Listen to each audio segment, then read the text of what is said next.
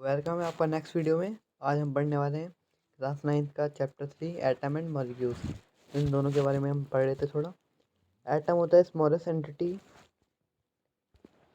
Entity of element which resemble to form element. एक छोटा part होता है एलिमेंट का जो मिलके एलिमेंट को बनाता है। जैसे कि एग्जाम्पल हो गया इसका हाइड्रोजन। तो जो मॉलिक्यूल्स होता है वो स्मॉलेस्ट एंटिटी होता है ऑफ कंपाउंड। जो मॉलिक्यूल्स होता है वो कंपाउंड की सबसे छोटा यूनिट होता है। जैसे कि एग्जांपल हो गया H2O। इसके कुछ लॉ ऑफ केमिकल रिएक्शन है, वो हम पढ़ रहे थे। लॉ ऑफ केमिकल रिएक्शन, ठीक है। तो पहला होता है लॉ ऑफ कंजर्वेशन ऑफ मास, जो दिया गया था मिस्टर ल्यूवी सर के द्वारा। तो इसमें ये बताता है कि मास can neither be created nor be destroy in a chemical reaction. किसी भी केमिकल रिएक्शन में जो मास होता है किसी सब्सटेंस का, वो ना ही बनाया जा सकता है ना ही घटाया जा सकता है। अब सेकंड है लॉ ऑफ कांस्टेंट प्रोपोर्शन, जो दिया गया था मिस्टर प्रोस्ट के द्वारा। In chemical reaction element are always present in definite proportion by mass. जो एलिमेंट होते हैं किसी भी केमिकल रिएक्शन में वो डेफिनेट प्रोपोर्शन में दिए जाते हैं मास में। जो H2O है वो H2O ही रहेगा, H3O नहीं बन जाएगा। क्योंकि जो हाइड्रोजन की जो कैपेसिटी है वो 2, जो ऑक्सीजन की जो कैपेसिटी है वो 2 हाइड्रोजन को ही संभालने की है, वो 3 को नहीं संभाल पाएगा। तो इसका मतलब यही है कि जो किसी भी एलिमेंट का जो मास होता है वो डेफिनेट प्रोपोर्शन के द्वारा दिया जाता है। अब आगे हम डाल्टन थ्योरी पढ़ लेते हैं। तो पहला पढ़ लेते हैं all matter is made up of very tiny particle called atom. जो मैटर होता है वो बहुत ही टीनी पार्टिकल से मिलकर बने होते हैं, उन्हें हम एटम कहते हैं। सेकंड है atom are individual particle which can not be created और destroy in a chemical reaction. ये सेम है वो law of conservation of mass वाला, कि जो एटम होते हैं वो इंडिविजुअल पार्टिकल होते हैं, उन्हें और तोड़ा या बांटा नहीं जा सकता। वो किसी भी केमिकल रिएक्शन में ना क्रिएट हो सकते हैं ना डिस्ट्रॉय हो सकते हैं। Atom of given element are identical in mass and chemical property. जो किसी भी एटम ऑफ गिवन एलिमेंट, किसी भी एलिमेंट का जो एटम दिया हुआ है उसे हम उसके मास और केमिकल प्रॉपर्टी के द्वारा हम आइडेंटिफाई करते हैं, ठीक है। चौथा पढ़ लेते हैं atom of different animal element have different masses and chemical property. Element के एटम ऑफ डिफरेंट, अलग अलग एलिमेंट के एटम के अलग अलग मासेस होते हैं और अलग अलग केमिकल प्रॉपर्टीज होती है। Atom combine in the ratio of small whole number to form compound. जो एटम होते हैं वो स्मॉल होल नंबर में की रेशियो में दिए जाते हैं कंपाउंड बनने के लिए। The related number of kind of atom are constant in given compound. The related number and kind of atom, relative number और kind of atom. Relative number मतलब एक तरह के नंबर, और काइंड ऑफ एटम अलग अलग प्रकार के एटम कांस्टेंट होते हैं किसी कंपाउंड में। तो हम एटम के बारे में थोड़ा और ज़्यादा खुल के पढ़ लेते हैं। स्मॉलेस्ट यूनिट ऑफ एलिमेंट, ये स्मॉलेस्ट यूनिट होती है element may or may not exist independently but take part to chemical reaction. ये अकेले रह भी सकते और नहीं भी रह सकते, लेकिन ये केमिकल रिएक्शन में पार्ट ले सकते हैं। Radius of atom in atomic radius generally in nanometre. इसका जो रेडियस होता है वो नाइनोमीटर में दिया जाता है, 10⁻⁹ की पावर मीटर में, ठीक है।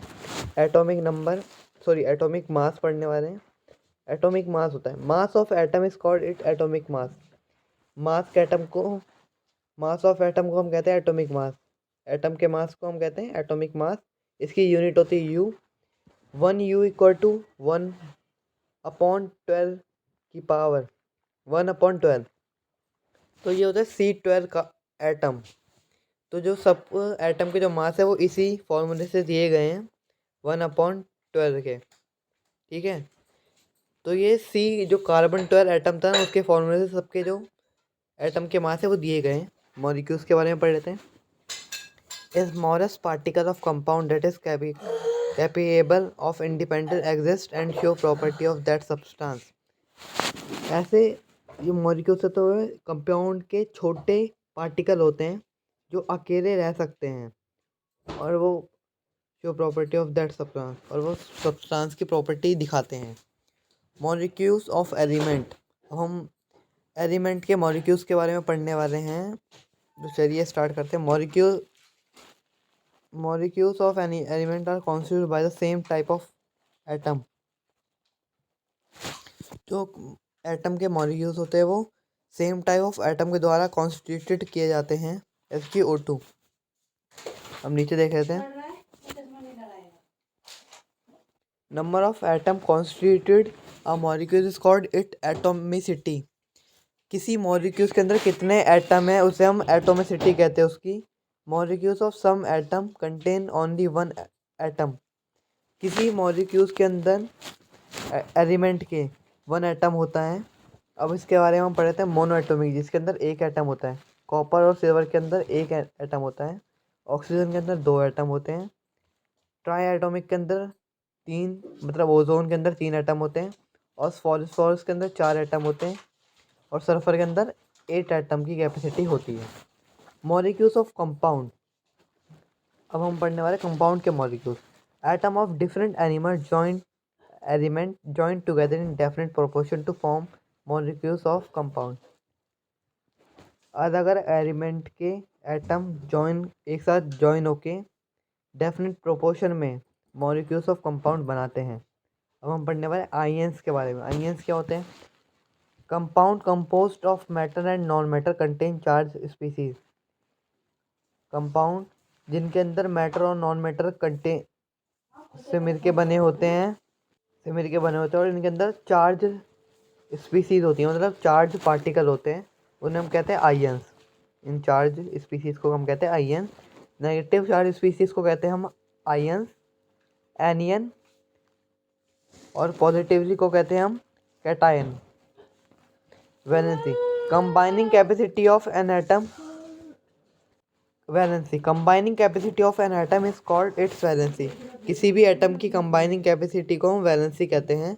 अब हम देखने वाले हैं कि हम केमिकल फार्मूला कैसे लिखते हैं। जैसे कि Na2 है और CO2 3 है, तो हम इसे लिख देंगे। पहले हम लिखेंगे Na क्रॉस करके इसकी पावर को Na2CO1 या CO। हम ऐसे करके केमिकल फार्मूला लिख सकते हैं। वो हम पढ़ रहे थे मॉलिक्यूलर मास के बारे में। Relative molecular mass. Mass of molecules को हम कहते हैं मॉलिक्यूलर मास। ठीक है, सिंपल है। Mass of molecules is molecular mass. ठीक है। Mole concept is a convenient method to expose the amount of a substance. ये एक मेथड है जिसके द्वारा हम किसी सब्सटेंस की अमाउंट को पेश कर सकते हैं। जो इसका एक नंबर होता है, उससे हम किसी एलिमेंट के एटॉमिक नंबर को अगर हम मल्टीप्लाई करेंगे तो उसका एक अमाउंट आ जाएगा, कन्वीनियंट अमाउंट आ जाएगा उस सब्सटेंस का। तो एवोगाड्रो नंबर कहते हैं हम इसे। ये होता है 6.022 इंटू 10⁻23। ठीक है। Atomic number. Mass of single atom of an element को हम कहते हैं एटॉमिक नंबर। किसी एटम के मास को हम कहते हैं एटॉमिक मास, और मॉलिक्यूल्स के मास को कहते हैं मॉलिक्यूलर मास। ठीक है। Molecular mass. Mass of single molecules of compound.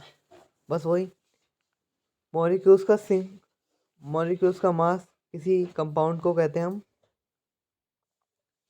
Molecular mass उसका। और मोलर मास होता है 1 मोल ऑफ एलिमेंट या कंपाउंड के मास को। किसी 1 मोल किसी एलिमेंट या कंपाउंड के मास को हम कहते हैं मोलर मास। जैसे कि हमने ये ले रखा है 6.022 इंटू 10⁻23 इंटू 16U। अगर हम किसी भी नंबर को हम इस नंबर से मल्टीप्लाई करते हैं तो वो ग्राम में से कन्वर्ट कर देता है। इसकी खासियत होती है। Number of moles. अब मोल्स को फाइंड कैसे करेंगे? नंबर ऑफ मोल्स होता है गिवन मास अपॉन में मोलर मास। जितना मास दे रखा है और अपॉन में मोलर मास जो है उसका, उससे अगर हम डिवाइड करेंगे तो नंबर ऑफ मोल्स आ जाएंगे हमारे। नंबर ऑफ एटम या मॉलिक्यूल्स को निकालने का तरीका होता है गिवन मास, कितना मास दे रखा है, उसका मोलर मास मोलर मास, ठीक है। किसी भी हम मोल्स को कैसे निकालते हैं हम, गिवन मास अपॉन में मोलर मास करके। और नंबर ऑफ एटम, क्या नंबर ऑफ एटम को हम निकालते हैं, या एटम या मॉलिक्यूल्स को हम निकालते हैं गिवन मास अपॉन में molar mass into Avogadro number. Avogadro number लिख देते हैं 6.022 इंटू 10⁻23। इसी के साथ हमारा चैप्टर ख़त्म होता है। Thanks for watching. मिलेंगे नेक्स्ट वीडियो में। अगर आपको वीडियो पसंद हो तो लाइक कीजिए और नेक्स्ट चैप्टर के लिए कमेंट कीजिए।